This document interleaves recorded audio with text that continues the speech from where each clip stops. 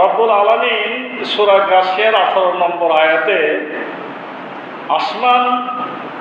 আসমানের দিকে দৃষ্টি দিতে বলেছেন যে তাকে তোমরা দেখো আমি কিভাবে ঊর্ধ্বে স্থাপন করেছি। অর্থাৎ রব্বুল আলামিন আমাদের উপরে যে আসমানটি স্থাপন করেছেন এটি নিয়ে রব্বুল আলামিন আমাদেরকে গবেষণা করতে বলেছেন। আসমান নিয়ে গবেষণা আমরা একটি পর্ব আলোচনা করেছি, আজকে আমার দ্বিতীয় পর্বের আলোচনা।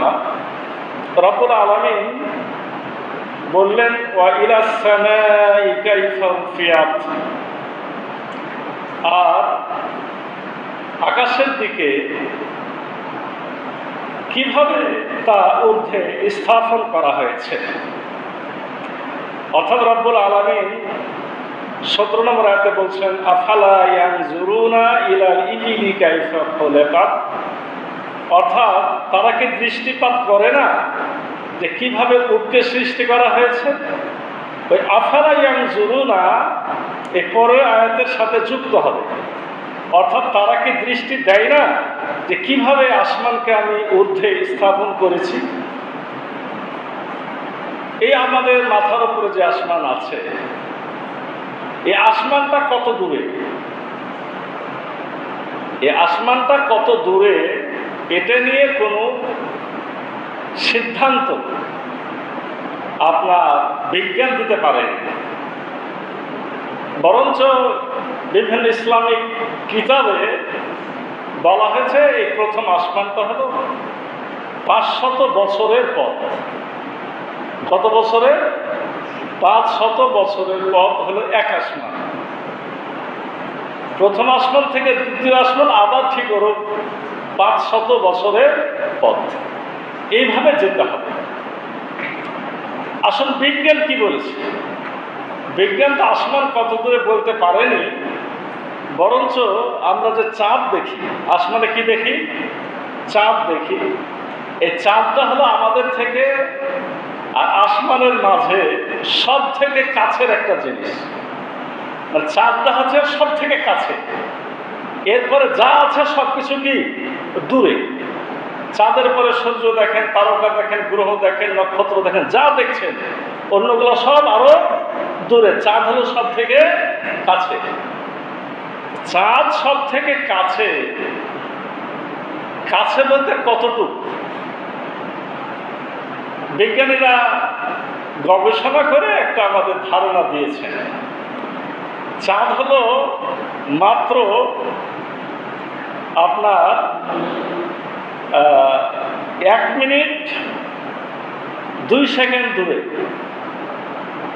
কি মজা লাগছে না? 1 মিনিট 2 সেকেন্ড দূরে। 1 মিনিট 2 সেকেন্ড দূরে মানে তো আমরা চোখের পলকে চলে যাব নাকি? এই 1 মিনিট 2 সেকেন্ড বলতে এটা হলো এই চাঁদের দূরত্ব তারা মাপছে আলোর গতিতে। কিসের গতিতে? আলোর গতি মানে আলোর গতি হচ্ছে 1 সেকেন্ডে 1,86,000 মাইল। কিলোমিটার ধরলে প্রায় 3 লক্ষ কিলোমিটার। 1,86,000 মাইল মানে 1 সেকেন্ড। কিলোমিটার ধরলে প্রায় 3 লক্ষ কিলোমিটার। আমি বললাম কত দূরে? 1 মিনিট 2 সেকেন্ড। 2 সেকেন্ড মানে 6 লক্ষ কিলোমিটার। 2 সেকেন্ডে যদি 6 লক্ষ কিলোমিটার হয়, আর ওদিকে 60 মিনিট আছে, 60 সেকেন্ড আছে, আরো 1 মিনিট আছে, মানে আরো 60 সেকেন্ড আছে।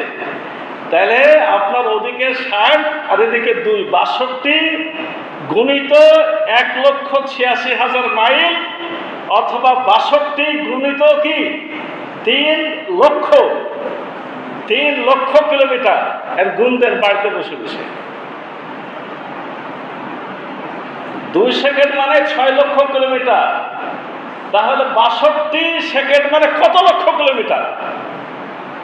এর মান হচ্ছে 1 মিনিট 2 সেকেন্ড দূরে। এটা হচ্ছে আলোর গতি। আলোর গতিতে হলো চাঁদটা 1 মিনিট 2 সেকেন্ড দূরে, তার মানে হলো 62 গুণিত 3 লক্ষ কিলোমিটার দূরে। কি এটা হলো সব থেকে কাছে। সূর্য কতটুকু দূরে? সূর্য তারা বলছে সূর্য হলো 8 মিনিট 20 সেকেন্ড দূরে। 8 মিনিট 20 সেকেন্ড দূরে। তার মানে চাঁদের যে হিসাবটা করলেন ওটা একেবারে 8 দিয়ে গুণ দেন। 8 দিয়ে ওটাকে কি করতে হবে? এখন চাঁদ যত দূরে ওটাকে আবার 8 দিয়ে গুণ দিলে তত দূরে হলো সূর্য। তাহলে আমরা যে সূর্য এবং চাঁদ রাত দিন দেখি সেটা কত দূরে আমরা একটা আইডিয়া নিলাম। এখন হলো আসমানে যে জিনিসগুলো দেখছি এগুলো কত বড়, এগুলো কত বড়। আমরা এত দূরের জিনিস দেখছি কিভাবে? আমরা তো জানি অনেক দূরের জিনিস যদি আপনি দেখেন ছোট দেখা যায় না? তার মানে এগুলো অনেক অনেক বড়, অনেক বড়। কত বড় এটা বিজ্ঞানীরা একটা ধারণা দিয়েছে, এবং এটা আমাদের চিন্তা করতে হবে যে কত বড়। আমরা অবশ্যই এত বেশি বড়, এত দূরে থাকার পরও দেখতে পাচ্ছি, তার মানে এটা অনেক বড়। কত বড়? সূর্য হলো, যে সূর্যের কথা বললাম, এটা পৃথিবী থেকে 13 লক্ষ গুণ বড়। এই যে জমিন পৃথিবী যেটা আমরা বলছি এটা তো জমিন, আর ওটা হলো আসমান। তার মানে জমিন থেকে আসমান অনেক বড়। আমাদের এই পৃথিবী থেকে সূর্যটা হলো কত বড়? 13 লক্ষ গুণ বড়। আচ্ছা, সূর্য 13 লক্ষ গুণ বড়, তার তারকাগুলো বোধহয় ছোট ছোট নাকি? তারকাগুলো আরো দূরে আছে তাই ছোট দেখছি। তারকাগুলোর কথা বলা হচ্ছে যে সূর্য হতে প্রায় 10,000 গুণ বড়। কত বড়? 10,000 গুণ বড়। লক্ষ লক্ষ তারকা আছে। সূর্য থেকে 10,000 গুণ বড় লক্ষ লক্ষ তারকা কোথায় আছে? এই আসমানে আছে। আরবের মুশরিক কাফেররা যখন জান্নাতের কথা অস্বীকার করছিল তখন আল্লাহ উত্তরগুলো দিচ্ছিলেন, তোমরা কি এগুলো দেখো না? এই দুনিয়ার এগুলো যদি তৈরি করতে পারি, আমি কেন জান্নাতে তোমাদের জন্য এত ভালো উপাদান তৈরি করতে পারবো না? আমরা জান্নাতের বর্ণনায় শুনেছি যে জান্নাতীদের জন্য আপনার যে পেয়ালা থাকবে, পানি খাওয়ার জিনিসগুলা, এগুলো আসমানে যত তারকা ততগুলো আসমান। আবার আমার রসুলের কাছে কিয়ামতের মাঠে যে হাউজে কাউসারের পানি তিনি পান করবেন, তার কাছে অনেক এরকম পাত্র থাকবে। এই পাত্রগুলো এরকম আসমানের তারকার সমান। আল্লাহ এই উদাহরণগুলো কেন দিচ্ছেন? যে তোমরা জান্নাতকে অস্বীকার করছো, তা আমরা তো তোমার চোখের সামনে লক্ষ লক্ষ জিনিস তোমাদের মাথার উপর স্থাপন, তোমাদের ঊর্ধ্বে স্থাপন করে রেখেছি। এগুলো দেখে তোমাদের আখিরাতের উপর বিশ্বাস স্থাপন করা উচিত। সম্মানিত মুসল্লিনে কেরাম, বর্তমান আধুনিক গবেষণায় আরো কত দূরে থাকতে পারে আপনাদের আরেকটু ধারণা দিই। 42 আলোক বর্ষ দূরে, আমি বুঝাই দিচ্ছি, 42 আলোক বর্ষ দূরে আমাদের যে সৌরজগৎ, মানে সূর্যকে নিয়ে যে আমাদের 10টা গ্রহ উপগ্রহ ঘুরে, বুধ, শুক্র, পৃথিবী, মঙ্গল, ইউরেনাস, নেপচুন, প্লুটো, ভালকান, এই যে ঘুরছে, এর সাথে তারা যা দেখছেন, চাঁদ দেখছেন, এটা নিয়ে একটা সৌরজগৎ। বলছে এই সৌরজগতের বাইরে 42 আলোক বর্ষ দূরে আমাদের পৃথিবীর মতো একটা গ্রহ আছে, এবং এটার নাম তারা বলছেন সুপার আর্থ। কি বলেছে? সুপার আর্থ, মানে আমাদের পৃথিবী থেকে ভালো। এটা কিন্তু একেবারে লেটেস্ট গবেষণা। 42 আলোক বর্ষ বলতে এখন কি একটু ধারণা নিতে হবে। আমরা একটু আগে ধারণা নিয়েছি যে 1 সেকেন্ড মানে 3 লক্ষ কিলোমিটার, তাহলে 1 মিনিট মানে ওই 3 লক্ষ গুণিত 60, 3 লক্ষ গুণিত 60 যেটা হয় তত লক্ষ কিলোমিটার। তাহলে 1 মিনিট মানে যদি এটা হয় তাহলে 1 ঘন্টা মানে কি হবে, ওটার সাথে আবার 60 যোগ। 1 দিন মানে কি হবে, ওটার সাথে আবার 24, ওই যে ঘন্টা নিয়ে আসতে হবে। 1 দিন হওয়ার পরে ওটাকে আবার 30 দিয়ে গুণ করলে মাস হবে। এই মাসকে আবার 12 দিয়ে গুণ করলে কি হবে, 1 বছর হবে। এই 1 বছরকে আবার 42 দিয়ে গুণ করলে যত দূর হয়, কি মাথাতে আসবে? আমাদের তো 3 লক্ষ কিলোমিটার বললে মাথা ঘুরছে। 1 সেকেন্ড মানে, তাহলে 1 সেকেন্ড যদি 3 লক্ষ কিলোমিটার যান, তাহলে আপনার এই বয়সে 42 বছর বয়স মনে করেন। 1 সেকেন্ড আপনি চলছেন 3 লক্ষ কিলোমিটার, তাহলে 42 বছরে আপনি কত দূরে যাবেন? 42 বছরে কত দূরে যাবেন? এত দূরে একটা গ্রহ আছে, তাকে বলছে তারা কি সুপার আর্থ। একটা উত্তম গ্রহ আছে, একটা ভালো পৃথিবী আছে। বিজ্ঞানীরা এই সুপার আর্থের কথা বলেছে, তার মানে এটা একটা বিরাট চিন্তার বিষয়। আল্লাহ রসুল হযরত মুহাম্মদ সাল্লাল্লাহু আলাইহি সাল্লাম তার চাচা আব্বাস রাদিয়াল্লাহু আনহু এবং চাচার ছেলে আব্দুল্লাহ ইবনে আব্বাস, আব্দুল্লাহ ইবনে আব্বাস রাদিয়াল্লাহু আনহু বলছেন, রাসূলুল্লাহ সাল্লাল্লাহু আলাইহি ওয়াসাল্লাম বলেছেন, তোমাদের এই পৃথিবীর মতো আরো পৃথিবী আছে, এই পৃথিবীর মতো আরো পৃথিবী আছে। ওই পৃথিবীতে তোমাদের আদমের মতো আদম, নূহের মতো নূহ, ঈসার মতো ঈসা, মূসার মতো মূসায় আগমন করে থাকে। আল্লাহ রাসূলের চাচাতো ভাই এই হাদিসটি কিন্তু বলেছিলেন না, মৃত্যুর আগে বলছেন যে আমি যদি একটা কথা গোপন রাখি, এজন্য আমাকে আল্লাহর কাছে হিসাব দিতে হবে। তিনি মৃত্যুর আগে হাদিসটি বলে গেছেন। তিনি কেন বলেছিলেন না? তখনকার মানুষের তো মেধা, বিজ্ঞান, আসমান নিয়ে এত ধারণা ছিল না। তখন বললে হয়তো কে তাকে অবিশ্বাস করতে পারত।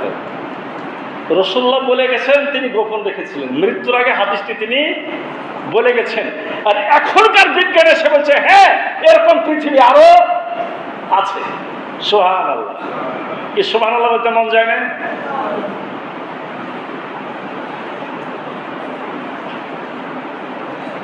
আরো একটা লেটেস্ট গবেষণা, একেবারে নতুন গবেষণা, মানে মনে করেন যে আমি 15 দিন আগে এটা পড়েছি। মানুষ আমরা হলাম কি এলিয়েন। এলিয়েন বুঝেন? এটা তো যে বিজ্ঞানী মারা গেল, ও যে কি হকিন্স, একজন বিজ্ঞানী নাম বললাম, একজন বিজ্ঞানী মারা গেছে অল্প দিন আগে, তার নাম হকিন্স। হকিন্স বলে গেছে যে খুব তাড়াতাড়ি আপনারা এলিয়েনদের সাথে সাক্ষাৎ করবেন। এলিয়েনদের সাথে কি করবেন? আপনারা সাক্ষাৎ করতে পারবেন।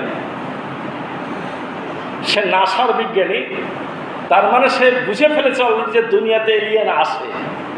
এলিয়েন কি? এলিয়েন মানে হলো অন্য গ্রহে এরকম যদি আমাদের মতো কেউ থাকে, আমরা যেমন তাদেরকে খুঁজছি, তারা তো আমাদেরকে খুঁজছে নাকি?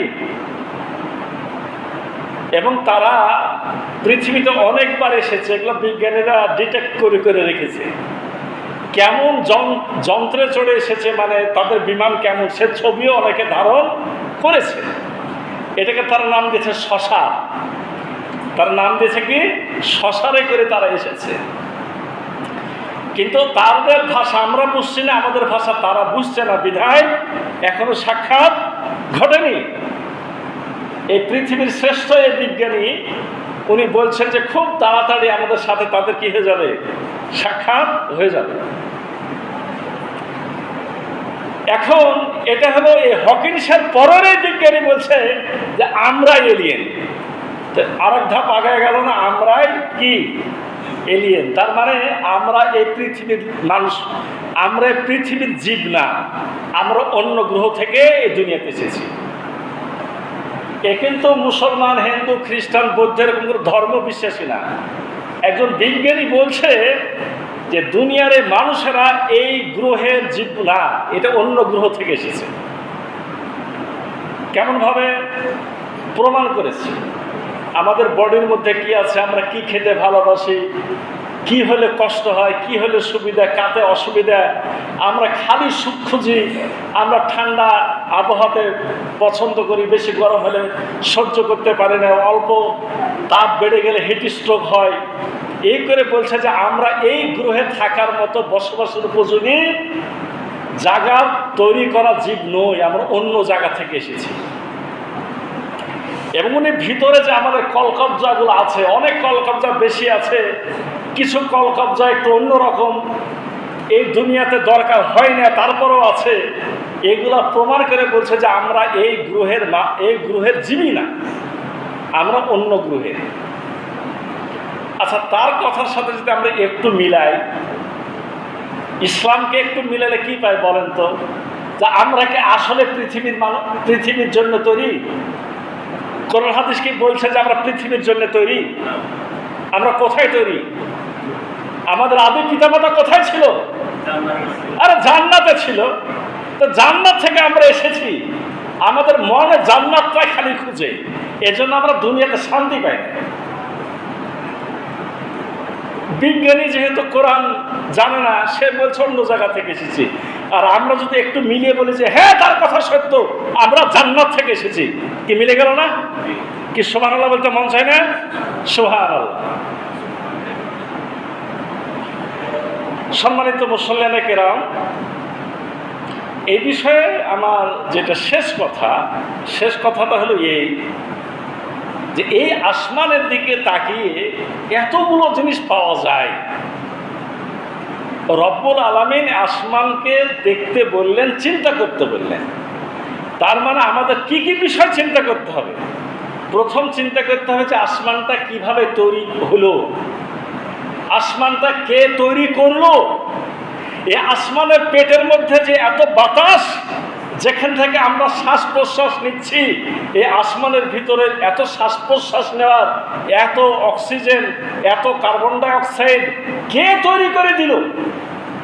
এটা চিন্তা করা উচিত না? এটা চিন্তা করা উচিত। এই আসমান, যার মধ্যে সূর্য আছে আমাদেরকে তাপ দেয়, যার মধ্যে চাঁদ আছে, তারা আছে, যারা আমাদেরকে কি দেয় বলেন? যারা আমাদেরকে রাত্রে আলো দেয়। সূর্য দিনে তাপ দেয়, রাত্রে চাঁদ তারা কি দেয়? আলো দেয়। এই আসমানের ওপরে মেঘ ঘুরে, এই মেঘ থেকে বৃষ্টি হয়, এই বৃষ্টির পানি দিয়ে আমরা আমাদের জীবনকে বাঁচাই। এই বিষয়গুলো, এই জিনিসগুলো কে তৈরি করলো? এটা হচ্ছে আমাদের মূল চিন্তার বিষয়। আল্লাহ তাই বলছেন, তাদের চিন্তা করা উচিত এই আসমানকে আমি বিনা খুঁটিতে কিভাবে তাদের ঊর্ধ্বে স্থাপন করেছি এবং এগুলোর মধ্যে কত কিছু আছে, এগুলো নিয়ে তাদের চিন্তা করা কি উচিত। আমি যে কথাগুলো বললাম, এই চিন্তা করতে কে বলেছেন? আল্লাহ বলেছেন।